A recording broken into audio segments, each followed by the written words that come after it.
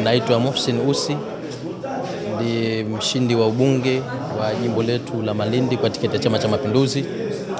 Jimboni kwetu, wakati mimi naahidi, nilisema hadi sasa hivi hatuna ofisi ya mbunge ambapo wananchi wanatakikana kufika kuelezea changamoto zao na kukutana na kiongozi wao wa jimboni.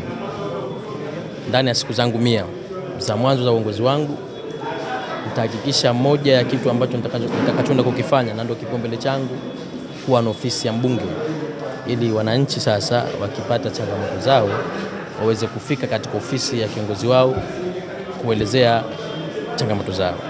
Jambo jingine ni kuhakikisha tunakwenda kuwapa fursa vijana kujifunza lugha za kigeni. Ndani ya siku zangu 100 hizi, naamini kabisa tunaweza kupata vijana ambao wataweza kupata mafunzo ya lugha na kukuza kipato cha vijana.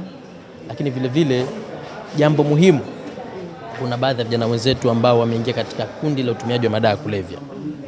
Nimesema nikiwa kama kiongozi kijana, moja ya jambo ambalo nitalitilia mkazo ni kukusanya wale vijana wote ambao ni watumiaji wa madawa ya kulevya walioathirika, kuwapeleka sober house, kupata matibabu, alafu tuwalete sasa kuwafundisha shughuli za ujasiriamali, kuwafundisha lugha ili waweze kuingia katika mifumo ya kutafuta ajira. Kwa jimbo la Malindi pia kuna wanasoka na